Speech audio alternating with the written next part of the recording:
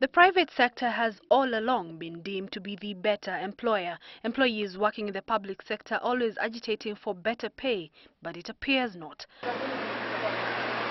A report released by the Kenya Institute for Public and Policy Research and Analysis shows that employees working for the government on average earn 7,032 shillings more than those in the private sector. And here is the reason why. While the basic salary of a public service officer may appear minimal from that of a private sector employee, the shortfall is compensated for by a long list of allowances that the public service employee gets. A private sector employee will draw about 4 allowances.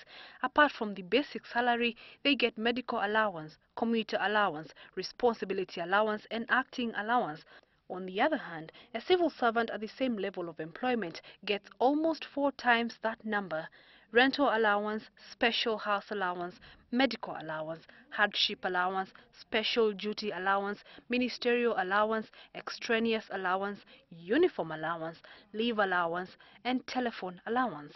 The proportion of allowances accounts for over 50% of the gross salary across all job groups in the civil service, and this includes other allowances not reflected in the payroll.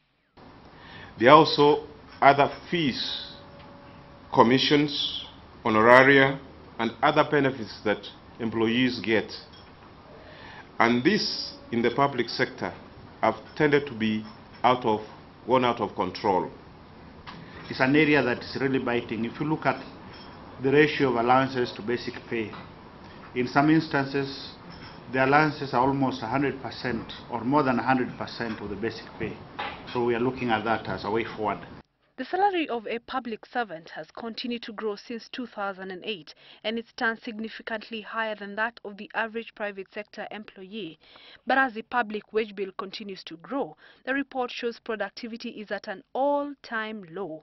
And while the suggestion by Deputy President William Ruto to reduce the number of civil servants was received with uproar, the chair of the commission contends that this could be the best way forward, measuring the productivity of every employee against their salary.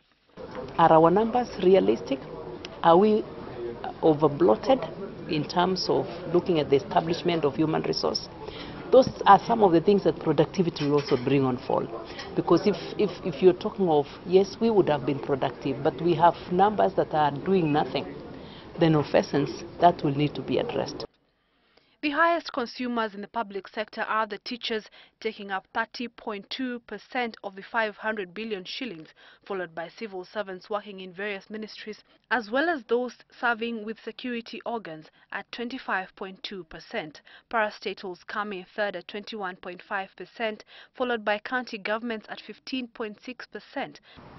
But the reality check is, it's moments we sat back and looked at our strategies once again.